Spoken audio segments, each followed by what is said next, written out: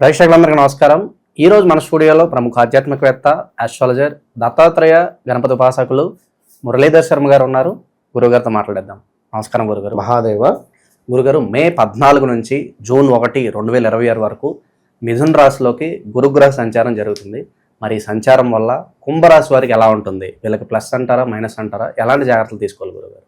వీరికి కుంభరాశి వారికి ప్లస్ మైనస్ రెండు ఉన్నది. ఎందుకు ప్లస్ మైనస్ అంటే పంచమ భావము గురువు అవుతుంది. ఇక్కడ ఏలినాడు శని ఉన్నాడు. గత 2.5 సంవత్సరాల క్రితము మకర రాశి వారికి ఏలినాడు శనిలోనే ఉన్నారు. లాస్ట్ ఇయర్ మకరానికి పంచమ భావానికి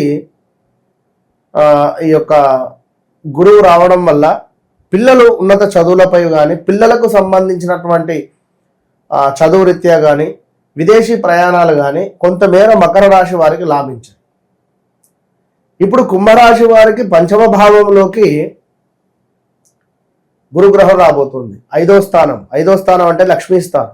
మరి ఇక్కడ గురుగ్రహం ఉండడం వల్ల 9వ భావాన్ని, దీంతో పాటుగా వీరి యొక్క లగ్నాన్ని కూడా చూస్తున్నాడు. ఇది కూడా మనము అబ్జర్వ్ చేసుకోవాలి. అక్కడి నుండి మనకు 10 రూపాయలు వస్తున్నాయి ఫలానా వ్యక్తి దగ్గర, ఫలానా దగ్గర నుండి అంటే ఓకే, సంతోషము అనుకుంటే, ఇక్కడి నుండి అక్కడికి ఎంత దూరమో ఈ వెళ్ళే చోటలో మధ్యలో మనల్ని 100 కళ్ళు చూస్తాయి. Okay. So Hyderabad to Vijayawada, Vijayawada నుండి మనకు విజయవాడ లక్ష్మీ స్థానం, హైదరాబాదు మన గ్రామం, మన పట్టణం, ఏదో ఒకటి లైక్ మనం ఉండే చోటు. ఇక్కడి నుండి విజయవాడ నువ్వు ఇక్కడ మాయమే, అక్కడ తేలుతలేవు కదా.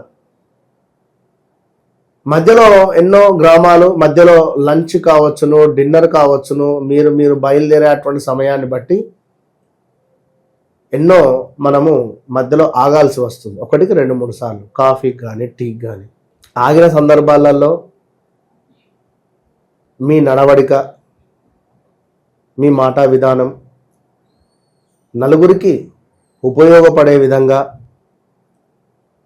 నలుగురికి ఎంతో సంతోషకరమైనటువంటి మాటలు, నలుగురిని మేల్కొల్పే విధంగా, ఒక ఇన్స్పిరేషన్గా, ఒక మోటివేషన్గా మనం మాట్లాడడం వల్ల విజయవాడ మనం చేరుకుంటాం. విజయవాడ నుంచి మనకు డబ్బులు వస్తాయి. లక్ష్మీ స్థానం. ఎప్పుడైతే ఇక్కడ మనము ఫలానా వ్యక్తి చెడ్డోడని, ఫలానా వ్యక్తి మంచివాడు కాదు అని, ఫలానా వ్యక్తి గురించి ఫలానా వ్యక్తి లేకున్నా విషయాలు సృష్టించి మీరు క్రియేట్ చేయగలిగితే వెన్నుపోటు పొడిచినటువంటి సందర్భం.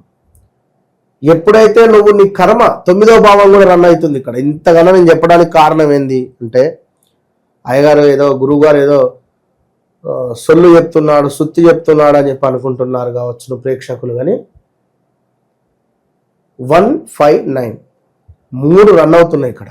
159 ఈ 3 భావాలు రన్ అయినప్పుడు, ఒకటి మన లగ్నం అంటే మన శరీరం, ఇది 5వ భావం ఉన్నతం, 9వ భావం కర్మ, మనం చేసుకునేటువంటి కర్మ. మనం చేసుకునే కర్మ మంచిగా ఉంటే 5th లక్ష్మీ స్థానం అవుతుంది. ఎప్పుడైతే మనం చేసుకునే, ఇప్పుడు లక్ష్మి అమ్మవారు నీ ఇంటికి వచ్చి కూర్చున్నది, నువ్వు ఎంత ప్రేమగా ఉండాలి, ఎంత అద్భుతంగా ఉండాలి. నేను మత్తు పానీయాలు ముట్టుకుంటాను, నేను నాన్ వెజ్ తెచ్చుకొని తింటాను అంటే అమ్మవారు సహిస్తుందా? ఇంట్లో భార్యాభర్తలు గొడవ పడుతూ ఉన్నా, పిల్లలను కొడుతూ ఉన్నా, చేయరాని పనులు ఇంట్లో చేస్తూ ఉన్నా, అమావాస్య రోజు కానీ, పౌర్ణమి రోజులలో కానీ, తెలియదు వారికి ఏం తెలుస్తుంది? ఇలాంటి సందర్భాలలో పుట్టబోయే పిల్లలపై ఎఫెక్ట్ చూపిస్తుంది. ఆర్టిజం కానీ, లేదా పిల్లలు మన మాట వినకపోవడం కానీ, అసలు అర్థం కాని సిచ్యువేషన్స్ ఉంటాయి కొన్ని. అంటే ఇవన్నీ ఎందుకు అంటే కర్మ, మనం చేసుకున్న కర్మ కనుక ఈ కర్మ అనేది కుంభరాశి వారికి ఎక్కువగా ఇప్పుడు తాకబోయే పరిస్థితి ఉంది. పంచమ భావం బాగుంది, 9వ భావం ఖచ్చితంగా వీరు మంచి కర్మలను చేసుకోండి, ధర్మాన్ని ప్రచారం చేయండి, అసత్యాన్ని ప్రచారం చేయద్దు. మీకు తెలియని విషయాన్ని ప్రచారం చేయడం వల్ల వారు నమ్ముతున్నారు. వారు నమ్మడం వల్ల ఎదుటి వ్యక్తిని నువ్వు మైనస్ చేస్తున్నావు. ఇక్కడ ఇవాళ ఇప్పుడు నీకు కిరీటం వచ్చింది కావచ్చు, సో దాని తర్వాత నీకు ఒక టైం వస్తుంది. ఒక చెట్టు అనుకుంటుంది కింద ఆకులు రాలిపోతే పైన ఉన్నటువంటి ఆకులు నవ్వుతాయట, పైన ఉన్నటువంటి ఆకులు రాలిపోతే కింద ఉండేటువంటి ఆకులు నవ్వుతాయట. ఇంతే జీవితం. సో ముసలివారు అనుకుంటారు వయసులో ఉన్నప్పుడు నేను ఎన్నో చేశాను, ఇక వీడు ఎప్పుడు మన మాట వింటాడు అని, ఇట్లా ఉంటుంది. అదేవిధంగా ఈ పిల్లడు అనుకుంటాడు ఏం చాదస్తావు, నసైంది అనుకుంటారు. సో ఇంత విషయం ఎందుకు చెప్తున్నా అంటే చాలా డేంజర్ జోన్లో ఉన్నారు. బీ కేర్ఫుల్, ధర్మంగా ఉండండి, ఒకటే విషయం చెప్తున్నా. సో ఓవరాల్గా ఆదాయానికి అద్భుతంగా ఉంది, మనోవాంఛ సిద్ధి కనబడుతుంది. సో మనకు ఐశ్వర్య ప్రాప్తి ఉంది. దీంతో పాటుగా స్థాన చలనము, నివాసములో మార్పు, మనశ్చింత, వస్తు నాశనము, ఉద్యోగ నాశనము కూడా కనబడుతుంది. ఇంత చెప్పడానికి కారణం ఇది, ఉద్యోగ నాశనం, మనశ్చింత. సో అదే మనం మంచి కర్మం చేసుకుంటే అద్భుతంగా ఉంటుంది, గుర్తుంచుకోండి. ఇక స్థిరాస్తులలో లాభాలు, మీ కులానికి సంబంధించినటువంటి వృత్తులలో ఎవరైతే ఉన్నారో వారికి మంచి పేరు ప్రఖ్యాతలు వచ్చే పరిస్థితి. ఓవరాల్గా కుంభరాశి వారికి ఏలినాటి శనికి సంబంధించి 2వ భావంలో శని వచ్చాడు. మాట చాలా కంట్రోల్లో ఉండాలి. తరచూ గొడవలు ఏర్పడే పరిస్థితి ఉంటుంది. పనిచేసే చోట వాదనలు ఉంటుంది, వాదించుకునే పరిస్థితులు ఉంటాయి.